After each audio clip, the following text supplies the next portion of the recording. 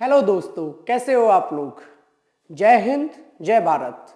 मेरा नाम है अभिषेक गौतम और अभी आप देख रहे हो मास्टर जी फिजिक्स वाले यूट्यूब चैनल। हम इस चैनल पर फिजिक्स को पढ़ते हैं, सीखते हैं और समझते हैं। आज की जो हमारी वीडियो है वो वीडियो है क्लास 9th के लिए, जिसमें हम डिस्कस कर रहे हैं वर्क एंड एनर्जी के क्वेश्चन आंसर्स। ऑलरेडी 69 से पहले काफी क्वेश्चंस की मेरी वीडियो आ रखी है, उसे आप डिस्क्रिप्शन में जाकर लिंक से पहुंच सकते हो, तो वो वीडियोस भी देखो, आपके लिए काफी यूजफुल रहेंगी। आज जो हम स्टार्ट कर रहे हैं वो क्वेश्चन नंबर 69 से स्टार्ट कर रहा है। क्वेश्चन नंबर 69 का मीनिंग ये है मेरे भाई कि जो ये क्वेश्चंस है ना वो मैं करा रहा हूँ लखमीर सिंह मंजीत कौर की बुक से, यानी कि जो एसचेन पब्लिकेशन है उसकी बुक से करा रहा हूँ। तो उसमें हम सीक्वेंस वाइज चल रहे थे, मतलब 1 2 3 4 ऐसे करते करते हम लोग 69 तक आ गए हैं। तो आपको क्लियर हो गया होगा कि क्वेश्चन नंबर 69 हम किस बुक से कर रहे हैं और कौन सा क्वेश्चन है। क्लियर है? तो फिर स्टार्ट करें।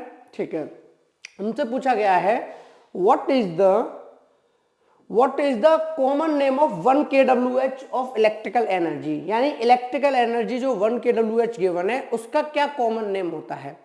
1 kWh आपको पता है कॉमर्शियल यूनिट ऑफ एनर्जी है। जब भी आपने अपने घरों के अंदर इलेक्ट्रिसिटी के जो मीटर्स होते हैं, इलेक्ट्रिक मीटर जो होते हैं, वहां आपने कभी गौर फरमाया हो तो आपने देखा होगा कि वहां पर kWh लिखा होता है। आप अपने बिल को अगर नहीं देखा है तो अभी आप जाके देखो तो आपको दिखाई देगा, वहां कुछ ऐसे लिखा होता है 5 kWh।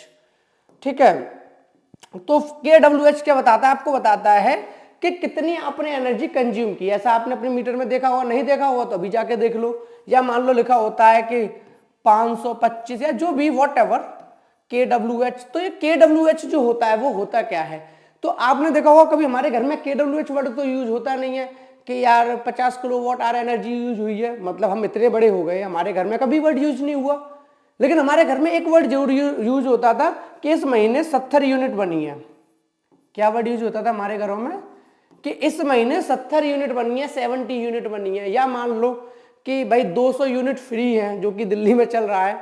तो जो यूनिट वर्ड होता है, उन्होंने ये नहीं कहा कि भाई 200 kWh एनर्जी फ्री है। क्या श्री केजरीवाल जी ने ये बोला कि 200 kWh एनर्जी फ्री है? नहीं बोला। उन्होंने क्या बोला? 200 यूनिट फ्री हैं। 200 या 300 जो भी है उनकी, मैं उस पर नहीं जा रहा हूं। मैं बात कर रहा हूं कि उन्होंने जो बोला, उन्होंने बोला कि भाई 200 यूनिट फ्री हैं। तो उन्होंने ये क्यों नहीं बोला 200 kWh फ्री है? क्योंकि kWh इलेक्ट्रिकल एनर्जी की यूनिट है, लेकिन इसके इक्विवेलेंट एक और यूनिट होती है जिसे हम यूनिट से प्रोनाउंस करते हैं, यूनिट बोलते हैं। तो इसलिए वर्ड यूज होता है 200 यूनिट, 300 यूनिट, 400 यूनिट। क्लियर है? आई थिंक आपको क्लियर हो गया होगा कि जो इलेक्ट्रिकल एनर्जी, अब इन्होंने पूछा what is the common name of 1 kWh, तो क्या कॉमन नेम होगा? 1 यूनिट, यानी 1 kWh मींस व्हाट? 1 यूनिट। ठीक है, क्लियर है? आगे बढ़ते हैं। वही लिखा है 1 kWh of electrical energy is 1 unit, यानी 1 kWh इलेक्ट्रिकल एनर्जी आप क्या समझते हो? 1 unit. Next, a cell converts one form of energy into another form. जो सेल होता है वो एक फॉर्म को एनर्जी की दूसरी फॉर्म में चेंज कर देता है। ठीक है, नेम द 2 फॉर्म्स, वो 2 फॉर्म बताओ। सेल का काम क्या होता है? आपको सेल कब चाहिए? सेल आपको तब चाहिए जब आप या तो टीवी ऑन करते हो, टीवी के चैनल्स बदलते हो, या सेल आपको कहाँ चाहिए? जब आपकी घड़ी वॉच चलती है।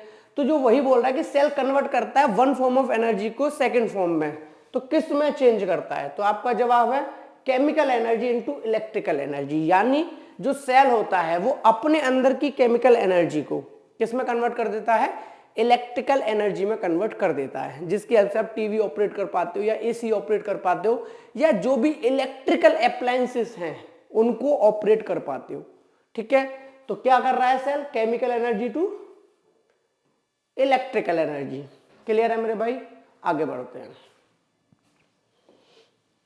फिर हमसे बोला गया है name the device which converts electrical energy into mechanical energy, यानी उस डिवाइस का नाम बताओ जो इलेक्ट्रिकल एनर्जी को किस में बदल दे? Mechanical energy. इलेक्ट्रिकल एनर्जी जो इलेक्ट्रिसिटी से आए, मैकेनिकल एनर्जी आप ऐसे समझ सकते हो जो मैकेनिकल फॉर्म में होती है। मैकेनिकल बोले तो आप ऐसे समझ लो कि मैं कुछ हाथ से काम कर रहा हूं तो ये मेरी मैकेनिकल एनर्जी हो गई, या मैं किसी चीज को रोटेट कर रहा हूं अपने हाथों से तो ये मैकेनिकल एनर्जी होगी, जो हम फोर्स लगा के करते हैं।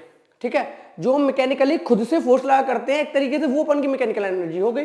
तो बोल रहा है कि भाई कि कौन सी डिवाइस है जो हमारी इलेक्ट्रिकल एनर्जी को कन्वर्ट करेगी मैकेनिकल एनर्जी में। तो जवाब है इलेक्ट्रिक मोटर। आप लोगों ने इलेक्ट्रिक मोटर पढ़ी होगी। इलेक्ट्रिक मोटर क्या करती है, आपकी इलेक्ट्रिकल एनर्जी को किसमें कन्वर्ट करती है, मैकेनिकल एनर्जी में। जैसे एक एग्जांपल से समझते हैं, अब आपके घर में फैन चलता है, सबके घर में फैन चलता है, आपके में क्या। अब क्या होता है कि वो फैन चलने का मतलब क्या होता है, बस घूमना ही तो होता है। वो घूमता रहे, आपको हवा आती रहेगी। तो एक काम करो ना, एक बंदे को हायर कर लो, घुमाता रहेगा। एक बंदे को हायर कर लो जो कि क्या करता रहेगा, पंखे को घुमाता रहेगा। लेकिन हायर करने में प्रॉब्लम क्या है, हायर करने में मेरे भाई प्रॉब्लम ये है कि जो बंदा उसे घुमाएगा वो एक तो उतनी मैकेनिकल एनर्जी नहीं प्रोवाइड कर पाएगा जितनी चाहिए, पहली प्रॉब्लम। यानी जितनी मैकेनिकल एनर्जी चाहिए वो प्रोवाइड नहीं कर पाएगा। दूसरी, पंखा तेजी से रोटेट नहीं करेगा। तो बात तो वही हो गई, मैकेनिकल एनर्जी कम है तभी पंखा रोटेट नहीं कर रहा। और पंखा जब रोटेट तेजी से नहीं करेगा तो नीचे हम पे हवा नहीं आएगी। तो हम क्या चाहते हैं, हम चाहते हैं भैया पंखा तेज घूमे, उसकी हवा आए और हमें थोड़ा सा आनंद आए, क्योंकि गर्मियां बहुत पड़ रही है, या गर्मियां अपन की जब भी आएंगी तो हमें पंखे की जरूरत पड़ेगी। तो समझ रहे हो ना। तो वहां हमें क्या चाहिए, बंदा काम कर सकता है ये वाला, लेकिन वो इतना अच्छे से नहीं कर पाएगा कि पंखा रोटेट हो। तो क्या करना पड़ेगा, आपको एक ऐसी चीज चाहिए उस पंखे में जो वही काम करे जो ये इंसान कर रहा है, बस काम क्या करे, तेजी से घुमाए।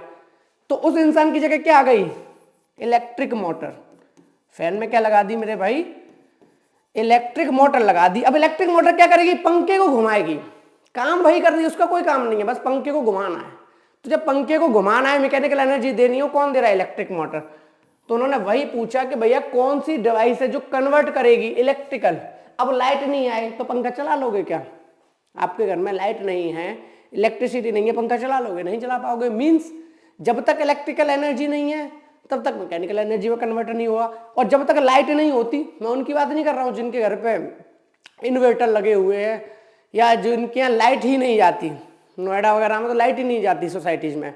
तो लेकिन अगर आपने कभी एक्सपीरियंस किया हो तो एक हाथ वाला पंखा होता था, कभी अगर आपने देखा हो या सुना हो, तो हाथ वाला पंखा होता था, हमने तो बड़ा यूज किया है। तो इसमें क्या होता था भाई कि लाइट चली जाती तो खुद ही हवा करते थे, ऐसे घुमा घुमा के। तो हम भी क्या कर रहे हैं, उस पंखे में मैकेनिकल एनर्जी देते थे। या फिर कभी स्कूल में बैठे हैं, स्कूल में भी लाइट चली जाती थी, भैया स्कूल में ऐसा तो नहीं फुल टाइम लाइट रहती थी, कभी कभी जाती थी तो बुक उठा लेते थे, पीछे का फट्टा फाड़ लेते थे। ठीक है, फट्टा फाड़ के ऐसे हवा कर रहे हैं। तो फट्टा फाड़ के हवा कर रहे हैं मतलब क्या है, वो फट्टे पे क्या दे रहा है, मैकेनिकल एनर्जी दे रहे हैं, उससे हवा आ रही है। तो समझ रहे हो ना। तो मैकेनिकल एनर्जी प्रोवाइड कौन कर रहा है, इलेक्ट्रिक मोटर कर रही है। क्लियर है, आगे बढ़े। ठीक है, देखो अगर आपको आंसर यहाँ से नोट डाउन करने हो आप यहाँ से नोट डाउन कर लो, लेकिन अगर आपको सिर्फ कॉन्सेप्ट समझते चलने हो तो आप वीडियो को देख लो। मैं इस पीडीएफ को डिस्क्रिप्शन में डाल दूंगा, वहां से क्वेश्चन आंसर आप नोट डाउन कर लीजिएगा।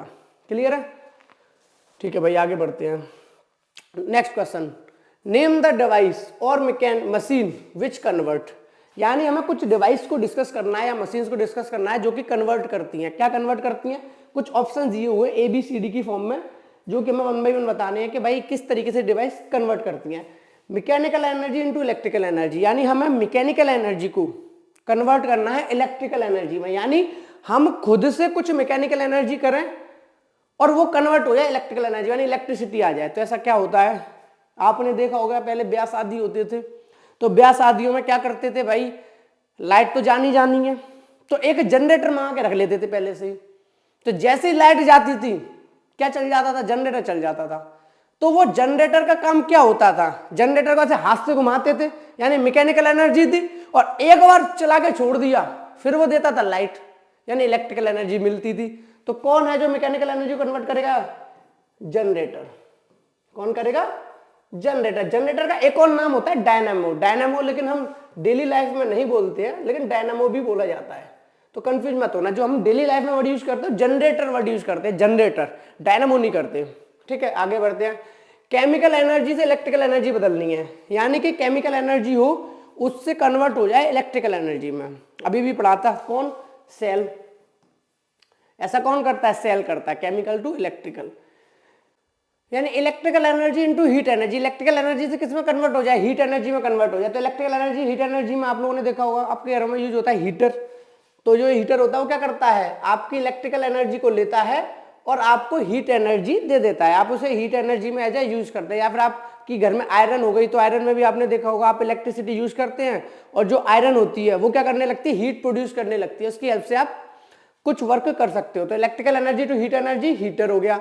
Light energy into electrical energy, यानी कि वो डिवाइस बताओ या वो मशीन बताओ जो आपका लाइट एनर्जी से किस में कन्वर्ट कर दे, ये लाइट एनर्जी से कन्वर्ट कर दे इलेक्ट्रिकल एनर्जी में। तो इसका आता है सोलर सेल, जो आपके सोलर सेल है वो, ठीक है, जो क्या करते हैं, लाइट एनर्जी को लेते हैं और किस में कन्वर्ट करते हैं, इलेक्ट्रिकल एनर्जी में। नेक्स्ट पूछा है electrical energy into light energy, यानी इलेक्ट्रिकल एनर्जी से लाइट एनर्जी में कन्वर्ट करना है।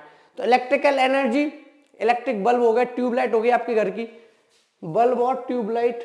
तो बल्ब और ट्यूबलाइट क्या करते हैं, बल्ब और ट्यूबलाइट आपके घर से इलेक्ट्रिकल एनर्जी को लेते हैं और आपको लाइट एनर्जी प्रोवाइड कर देते हैं। क्लियर है भाई, यहां तक कोई डाउट? अगर कोई भी डाउट हो कमेंट सेक्शन में कमेंट कर दीजिएगा। आगे बढ़ते हैं, ठीक है। और एक चीज और थोड़ी सी याद रखिएगा मेरे भाई, जो ये क्वेश्चन है ना, आप चाहो तो इसको यही नोट डाउन कर लो, क्योंकि जो इसके बाद वाला जो आंसर है ना वो इस वाले क्वेश्चन का नहीं है, वो गलती से नोट डाउन हो गया है। तो याद रखना 72 के आंसर यहीं से नोट डाउन कर लो। Mechanical energy into electrical energy, generator या डायनेमो, ठीक है। Chemical energy into electrical energy, cell हो गया। Electrical energy into heat energy, heater हो गया। Light energy to electrical energy, solar cell हो गया। Electrical energy to light energy, आपका बल्ब या ट्यूबलाइट हो गया, ठीक है। इसके बाद जो स्लाइड में आंसर दिया हुआ है वो इस क्वेश्चन का आंसर नहीं है, मैं पहले ही बता दे रहा हूं, ठीक है। तो ये वाला आंसर आप नोट डाउन ना करें, ठीक है। ये किसी और क्वेश्चन का है, मुझे लगता है कि एक्सचेंज हो गया है, ठीक है, लेकिन इतनी बड़ी कोई प्रॉब्लम नहीं है, आप लोग इतना तो एडजस्ट कर ही सकते हो, ठीक है। आगे बढ़ते हैं। Next question, a trolley is pushed along a road with a force of 400 Newton through a distance of 60 meter in 1 minute. Calculate the power developed. यानी ट्रॉली है, ठीक है, क्या है मेरे भाई, एक ट्रॉली है। तो एक ट्रॉली है जो कि एक रोड के अलोंग मूव कर रही है, जिसमें फोर्स कितनी लगाई, 400 न्यूटन की फोर्स लगाई, through a distance of 60 metre. यानी कि ये जो ट्रॉली है जिसपे आपने 400 न्यूटन की फोर्स लगाई, ये कितनी दूर तक गई, ये गई है मेरे भाई 60 मीटर तक गई, ठीक है। तो 60 मीटर तक जब ये ट्रॉली गई, और कितना टाइम लगा, 1 मिनट। टाइम कितना लगा, 1 मिनट लगा। तो बोल रहा है पावर कितनी होगी। आप लोगों को पावर का फॉर्मूला पता है, पावर इक्वल टू क्या होता है मेरे भाई, वर्क अपॉन टाइम, पता है, हाँ या ना। पावर इक्वल टू क्या होता है, वर्क अपॉन टाइम। अब एक बात हो, वर्क पता नहीं है, वर्क क्या होता है, force into displacement upon time. क्या मैं इस बात को लिख सकता हूँ, हाँ या ना। Power equal to work upon time, और वर्क को क्या लिख दिया मैंने, फोर्स इनटू डिस्प्लेसमेंट, यानी मेरा वर्क ही क्या है, force into displacement upon time. तो क्या मुझे वैल्यू गिवन है, हाँ भाई गिवन है। फोर्स कितनी गिवन है, 400 न्यूटन, मल्टीप्लाई बाई डिस्प्लेसमेंट कितना हुआ है, डिस्प्लेसमेंट आपका हुआ है 60 मीटर। डिस्प्लेसमेंट आपका कितना हुआ मेरा भाई, 60 मीटर, ठीक है। फोर्स हो गया डिस्प्लेसमेंट। अब बात कर लेते हैं टाइम की। टाइम कितना गिवन है आपको, टाइम गिवन है 1 मिनट। अब आपको पता है मिनट में तो टाइम को ले नहीं सकता, क्योंकि जो टाइम हमें किसी भी फॉर्मूले के अंदर यूज करना होता है फिजिक्स के अंदर, तो टाइम अपनी ऐसा यूनिट में होना चाहिए, यानी मिनट में नहीं सेकंड में होना चाहिए।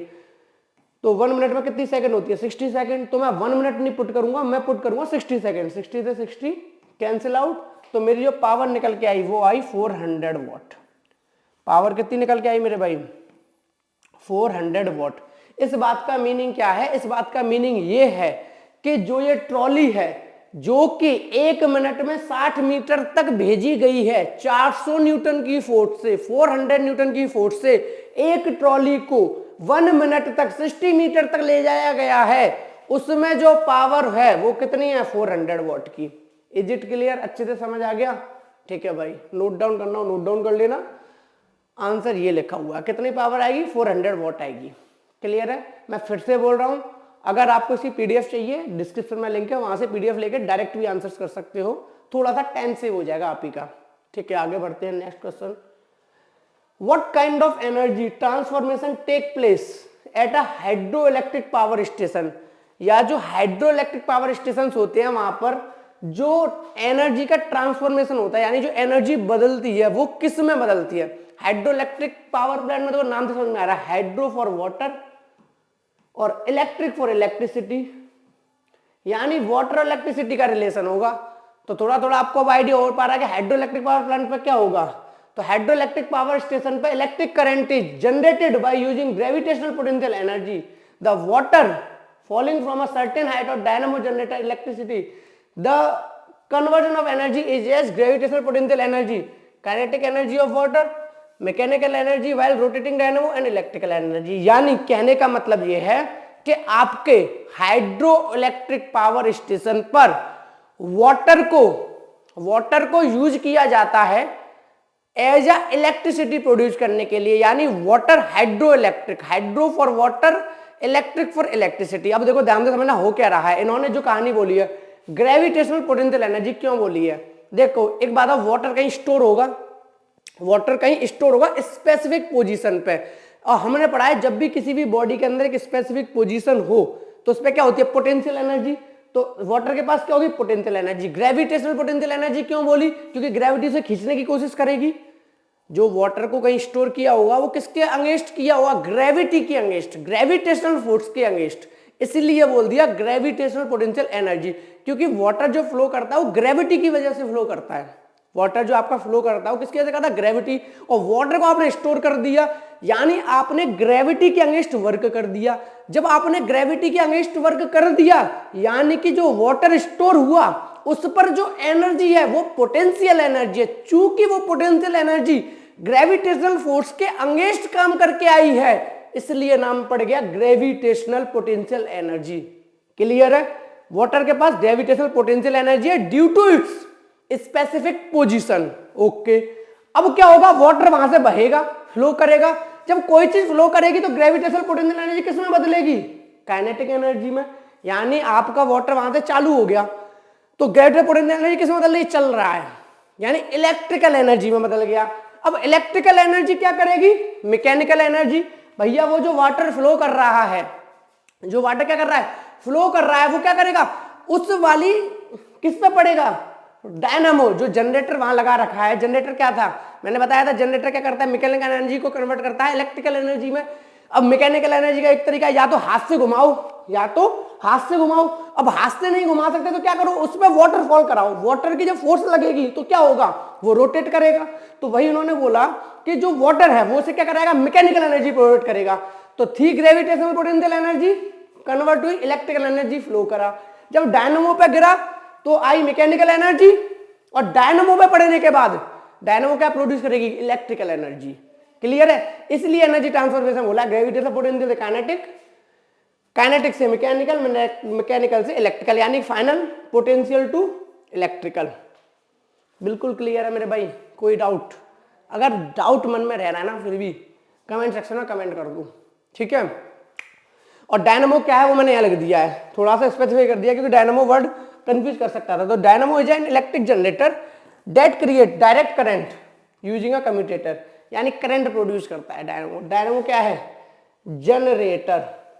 डायनामो क्या है, जनरेटर। क्लियर है मेरे भाई, आगे बढ़े, ठीक है। Next question, what kind of energy transformation take place at a coal based thermal power station. जो थर्मल पावर स्टेशन होते हैं यहाँ पर इलेक्ट्रिसिटी प्रोड्यूस होती है, लेकिन कौन सा बोल रहा है, कोल बेस्ड बोल रहा है, तो क्या एनर्जी ट्रांसफॉर्मेशन होगा, सिंपल है। कोल एनर्जी क्या ट्रांसफर होगा, देखो केमिकल एनर्जी, कोल के पास क्या है, एक एनर्जी केमिकल एनर्जी, वो किस में बदलेगी, थर्मल एनर्जी। थर्मल एनर्जी बोले तो हीट एनर्जी, थर्मल एनर्जी बोले तो हीट एनर्जी। तो कोल एनर्जी जो केमिकल एनर्जी है कोल के पास, वो किस में बदलेगी, थर्मल एनर्जी, यानी हीट में। थर्मल एनर्जी किस में बदलेगी, मैकेनिकल एनर्जी में, क्योंकि मैकेनिकल एनर्जी से रोटेट कराएगी। मैकेनिकल एनर्जी किस में बदलेगी, इलेक्ट्रिकल एनर्जी में, यानी इलेक्ट्रिसिटी प्रोड्यूस करेगी, या कह सकता हूं इलेक्ट्रिक करंट प्रोड्यूस करेगी। तो उन्होंने बोला कि भाई coal based thermal power station पे क्या होता है, कोल को यूज किया जाता है टू प्रोड्यूस इलेक्ट्रिसिटी, ठीक है। हाइड्रो इलेक्ट्रिक पावर स्टेशन पे और थर्मल पावर स्टेशन पे क्या फर्क है, थर्मल पावर स्टेशन पे कोल को यूज किया जा रहा है, वो भी थर्मल पावर स्टेशन भी अलग अलग हो सकते हैं।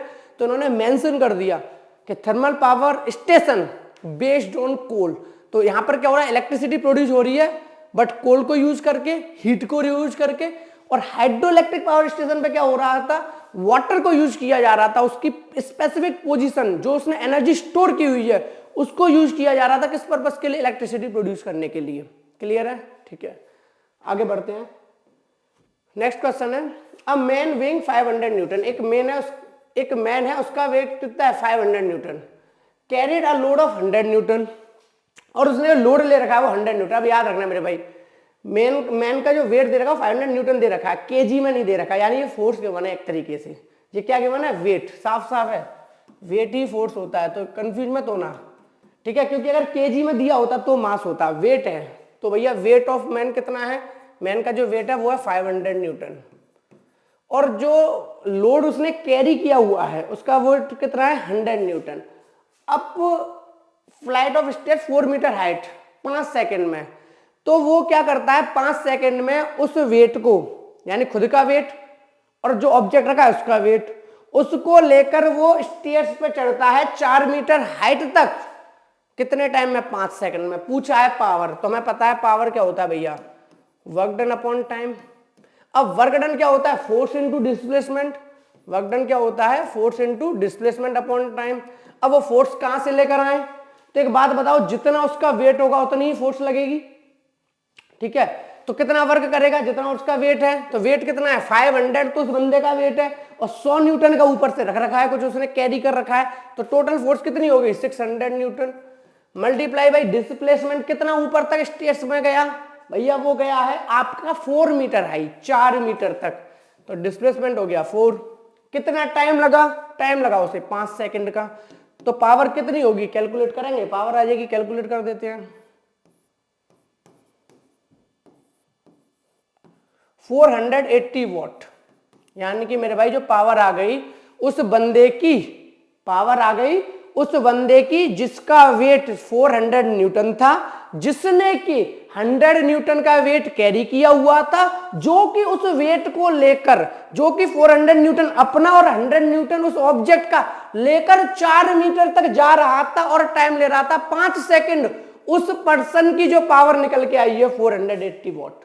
क्लियर हुआ? थोड़ा सा फील आया कि भाई पावर 480 वॉट उस इंसान की आई है जिसका वेट 400 न्यूटन है, जिसने 100 न्यूटन का वेट कैरी किया हुआ है, और कितने टाइम में? 5 सेकंड में 4 मीटर तक गया है। Is it clear? ओके, आगे बढ़ते हैं।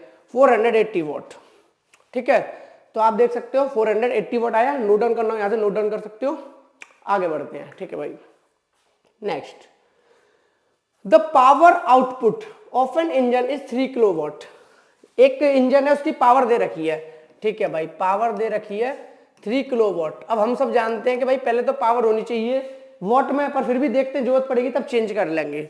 How much work does the engine do in 20 second? Time दिया हुआ 20 सेकेंड, वो पूछ रहा है कितना वर्क करेगा इंजन, यानी इंजन की पावर दे दी, टाइम दे दिया, जितनी देर इंजन चल रहा है, और इंजन कितना काम करके देगा। अगर उसकी पावर कितनी है? 3 किलोवाट है, 3 किलोवाट है, तो भैया वर्क निकालना है जूल में। तो अगर वर्क जूल में कब निकलेगा? जब वर्क की जो भी फॉर्मूला है उसके अंदर की क्वांटिटी भी अपनी अपनी ऐसे यूनिट में हो, तो पावर को ऐसे यूनिट में कर लो। तो 1 किलोवाट में वॉट में करना है, कितना हो जाएगा?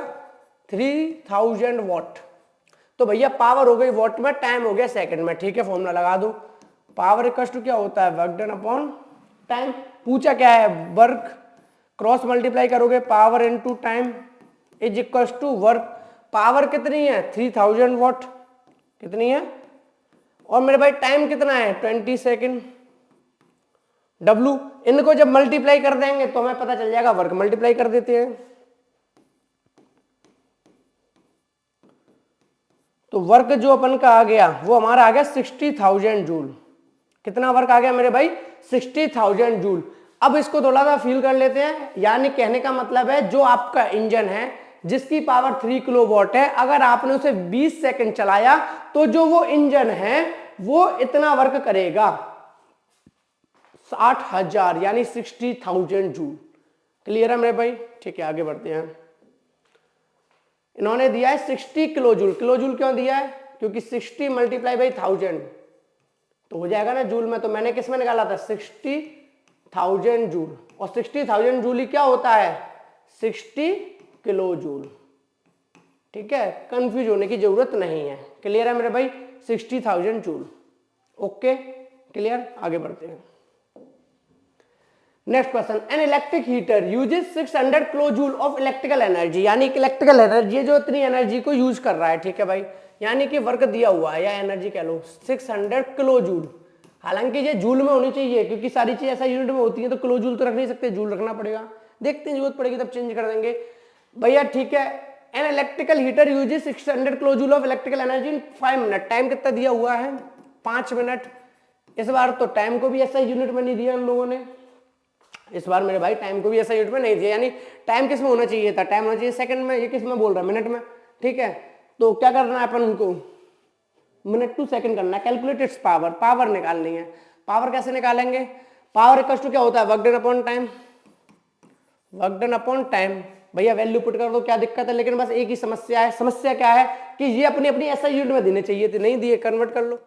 देखो पावर का फॉर्मूला क्या होता है? वर्क डन अपॉन टाइम, यानी कि अगर हम कैसे भी इसको कैलकुलेट कर लें कि वर्क क्या है और टाइम क्या है तो पावर पता चल जाएगा। लेकिन दिक्कत क्या है, यहाँ पे वर्क अपनी ऐसा यूनिट में नहीं है। अब वर्क कितना दिया हुआ? 600 किलो जूल दिया हुआ, तो पहले तो हमें किलो जूल को किस में कन्वर्ट करना पड़ेगा? जूल में। यानी 600 किलो जूल को जूल में कन्वर्ट करेंगे तो क्या होगा? 600 इंटू 1000 जूल, कितना होगा? 1000 का मल्टीप्लाई करना पड़ेगा तब मिलेगा जूल। और टाइम कितना है? 5 मिनट। अब 1 मिनट में होती 60 सेकंड, तो 5 मिनट में कितनी सेकंड? 300 सेकंड। तो आपको भैया वर्क पता चल गया और पता चल गया टाइम पता चल गया। वर्क पता है, टाइम पता है, पावर निकाल सकते हो, लगा दो। वर्क कितना है? 600 मल्टीप्लाई बाई 1000 जूल में। टाइम कितना है? 300 सेकेंड। कितना है मेरे भाई? 300। 300 से 600 गया 2 टाइम्स, यानी 2000 वॉट। तो पावर कितनी होगी? 2000 वॉट। यानी कि जो इलेक्ट्रिक हीटर है जो कि कितनी एनर्जी यूज वो कर रहा है? यूज 600 किलो जूल यूज कर रहा है 5 मिनट के अंदर, तो उसकी जो पावर रेटिंग है वो कितनी है? 2000 वॉट। यानी जो इलेक्ट्रिक हीटर है आपका वो 2000 वॉट का है। क्लियर है मेरे भाई? इलेक्ट्रिकल हीटर कितने का है? 2000 वॉट का। फिर से भाई 2 किलो वॉट निकाला है। 2 kilo watt means what? 2 multiply by 1000 what, यानी 2 मल्टीप्लाई 1000 वॉट। 2000 वॉट ही क्या होता है? 2 किलो वॉट। तो इन्होंने कन्वर्ट कर दिया है किलो वॉट में। क्लियर है? तो ये अपन के कुछ क्वेश्चंस थे जो कि हमने क्वेश्चन नंबर 79 तक डिस्कस किए। इसके आगे के क्वेश्चंस मैं नेक्स्ट वीडियो में लेकर आऊंगा।